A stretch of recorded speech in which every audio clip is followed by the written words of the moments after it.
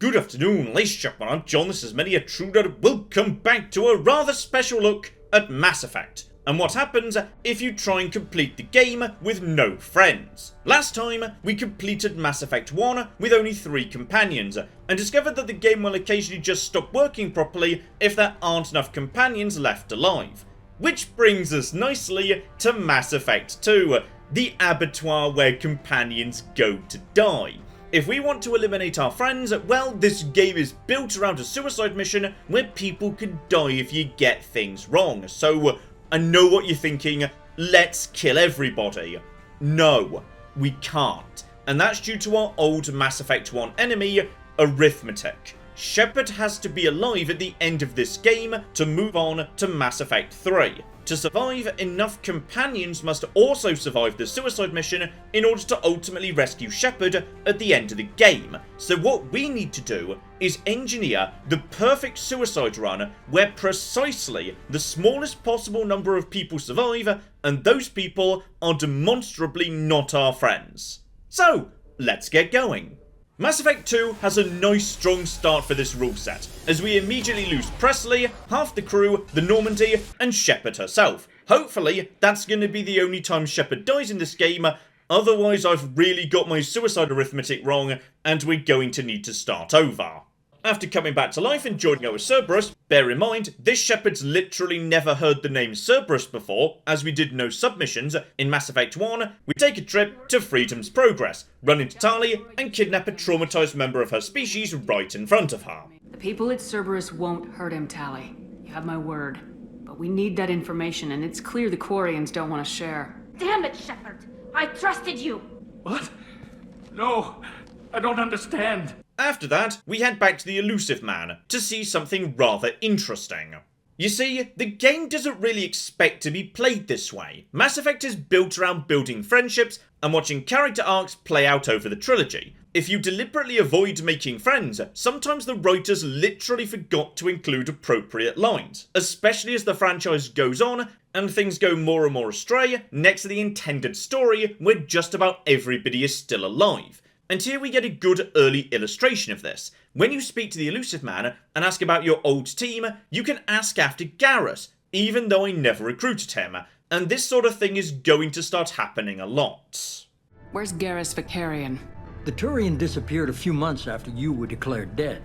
Even we haven't been able to locate him. The first act of the game goes pretty much as normal, as you have to recruit a few starting team members before the main story moves on. So we grab Jack, Mordin, and Garrus. The game does have a single line which acknowledges Shepard and Garrus have only met twice in Mass Effect 1, and thus Shepard barely recognises him. Garrus Vakarian? In the flesh. What's left of it. What are you doing here? Just killing mercs. Nice of you to join me. There's plenty to go around. But after that, they start talking like old friends immediately, and the game just sort of hopes you forget they don't know each other. Nobody would give me a mirror. How bad is it? They did what they could, but you're gonna have some scars. I'm sorry. Frankly, I'm more worried about you. I've heard bad things about Cerberus these past few years. We also recruit Zaid and Kasumi, the DLC characters. Kasumi's just a body to toss into the Suicide Run meat grinder, but Zaid is actually the first of the 2 crew members I intend to survive. Why? 1, he plays almost no role in Mass Effect 3, appearing in a single, short, optional submission, and 2, he is demonstrably not your friend. He's just there because he's being paid. What's your relationship with Cerberus? Easy. Cerberus is paying me a lot of money to help you on your mission. However, if we need Zaid to survive, that means we need him loyal, due to the simple fact that in Mass Effect 2, people who aren't loyal enough to Shepard end up dead, which, now I think about it, sounds like Shepard murders them. But no, instead, they're just not personally invested enough to not die. Hence, you need to do loyalty missions. And so Zaid's mission is, in a way, the only one we'll be doing in the entire game. This brings us to Grunt, the last of the first set of companions, who is also one of 2 team members we can just turn down, as nobody ever forces you to wake him up.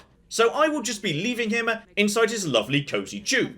With the first wave of companions recruited, we now head to Horizon for a less than friendly reunion with one of the few survivors from Mass Effect 1, Ashley Williams. But there were rumors that you weren't dead. Worse, that you were working for the enemy. I wanted to believe that you were alive. I just never expected anything like this. You've turned your back on everything we stood for. And then we hit the second act of the game, which is the point where everybody suddenly remembers they have a father, sister, son, puberty ritual or genocide they ought to go and feel bad about. This makes them loyal, and also represents a very significant part of the entire game. We'll be ignoring all of that. We'll also be ignoring any suggested ship upgrades that anybody has, as the Normandy seems just fine as it is. The other interesting thing is that we're now on a timer. Many people don't know this, but this is how Mass Effect 2 works. It counts how many missions you complete, and only allows main story stuff to happen after a certain number have been done. This is utilised by the speedrun community, for example, who have figured out which are the shortest and easiest submissions to complete, as they impact the timer just the same as much longer main missions. So, in about 6 missions time, the collector ship is going to appear. That means that I need to do that many missions without doing any loyalty missions, as that would make people survive when I want them to die. Recruiting Samara, Tali and Thane gets us halfway there, and then we run down the timer by heading to some side missions, just like the speedrun. In my case, I choose the Normandy crash site, a handful of mercenaries, and 1 small shipwreck. Right on cue, the collector ship arrives and immediately opens up the Reaper husk afterwards, gaining us the IFF and a new companion in the form of Legion. Except Cerberus is willing to pay for Legion's body, so we'll be immediately taking that deal and just never getting to meet yet another member of the crew. Well, kind of. Put a marker next to his name for later. This puts us on another timer. Now, in 2 or so missions, the IFF will be installed, so perfect timing, I still have 1 thing to do. In order to survive, I need 2 loyal crew members. That brings me back to Omega to help out Samara.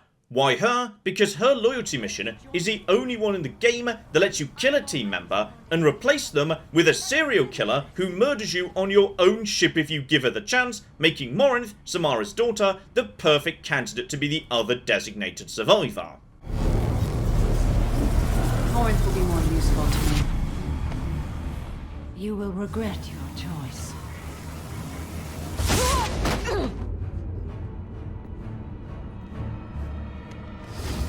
Goodbye, mother.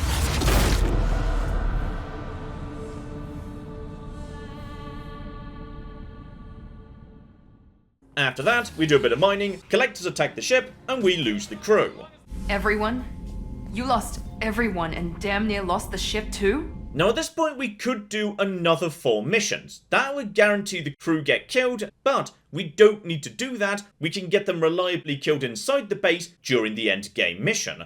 And so, it's time for the suicide run and we're gonna make that mission live up to its name.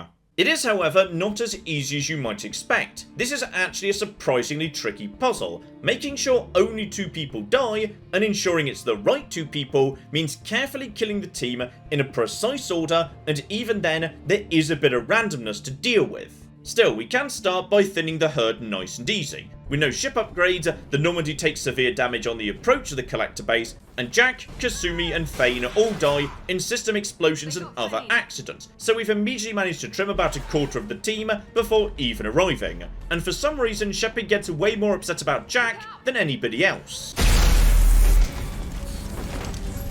She can't be dead. Get to medical. I'm not convinced my Shepard actually knows who Jack is. We literally haven't spoken to her since I let her on the ship.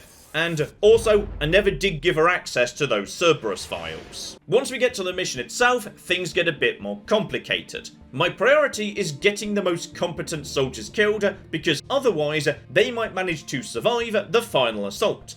As a result, this Garrus guy, whoever he is going straight in the vent, a role he is not best suited to. The other fire team is irrelevant, as only 1 person can die in this section, and it's the person in the vent, and thus we lose Garrus. Something's wrong. The door's stuck.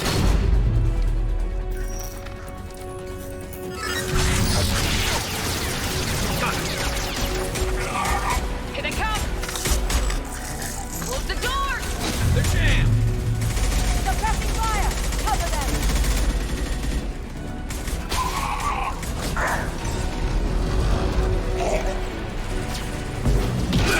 Yes!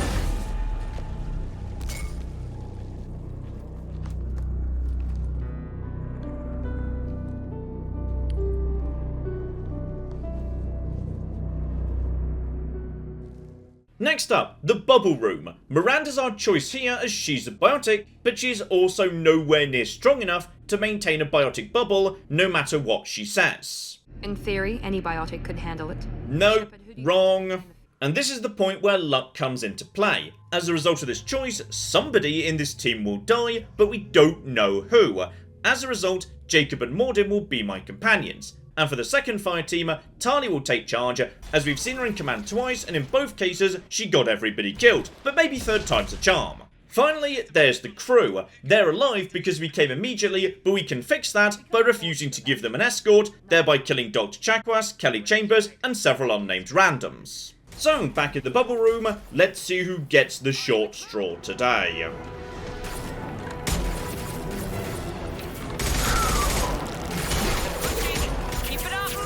Hurry, Shepard!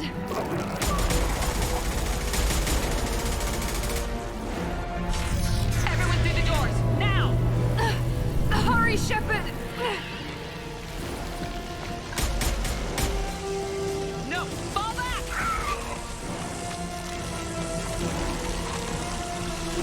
Jacob!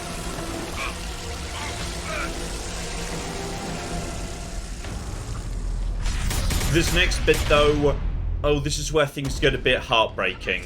Where are you? A copy. What's your position?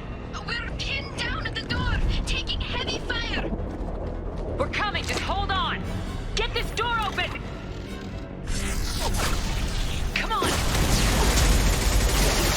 Seal the door.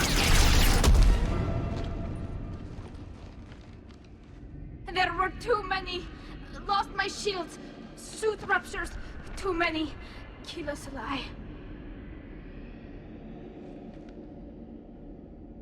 We're almost there, Shepard. We have to keep going no matter who we've lost. Joker, are you at the rendezvous point? I'm here. But Dr. Chakwas and the rest of the crew, they didn't make it.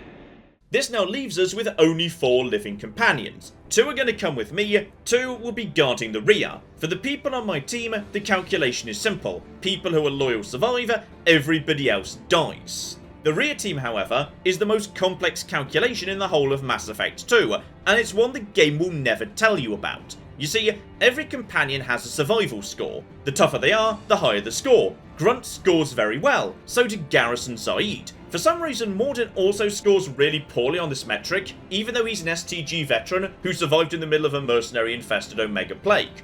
Anyway, the average score of everybody left behind determines how many live or die, while the size of the team is irrelevant, and ultimately, what I need is for Morinth and Zaid to live. The best way to resolve this puzzle is Zaid and Mordin come with me, while leaving behind Morinth and Miranda. They're both competent but not spectacular, so one of them should live and one should die. And as for who dies, that's determined by a set order. In this case, Miranda will always be the one to go down. Though, I'd like to assume that actually the Asari serial killer immediately betrayed her and then ran for it. Back in my fight, however, the Human Reaper goes down, Mordin doesn't like me enough to live, and Miranda apparently got herself shot, leaving the exact 2 people I wanted as the only 2 survivors. And with them alive, Shepard survives too. This also leads to a hilarious ending where Shepard nods at her newly constructed elite team, and it's just Zaid, because Morinth, for some reason, just doesn't show up. She is alive though, and will try to murder you if you speak to her. As for everybody else, they're all dead aside from Grunt, who's still in the tank, and Legion, who we sold to Cerberus. Consider that Rex and Kaidan are also dead, and this is the smallest possible number of people that can be alive at this point in a save file that's still compatible with being taken forward into Mass Effect 3. This is where things are gonna start getting weird. You see, Mass Effect 3 isn't really about taking out the Reapers. That's actually fairly simple. In fact, there's almost no way to fail to do it. The game's really about these companions, their relationships, their character arcs. The entire game of Mass Effect 3 is built around letting these folks have a resolution to their stories. But unfortunately, I've already killed them all, meaning huge chunks of Mass Effect 3 now don't have the key characters who are the whole bloody point. To compensate, Mass Effect 3 is going to have to fill in a whole lot of gaps in some rather unusual ways, including an entire secondary cast of stand-ins. But is that going to be enough to stop the game's plot from falling apart so badly that the entire game simply breaks? No. No, it's not. So join me tomorrow for the conclusion as we break Mass Effect 3. Ah, we have got a gate key here, and then we have got... I've made a mistake, I've made a mistake, I've made a mistake, I've made a mistake! This is going to take all of my skill and cunning as a hunter to sort out... Die, you mooing bastards! Die! Die! Go away. Go away, nobody likes you. That was a good idea till it wasn't.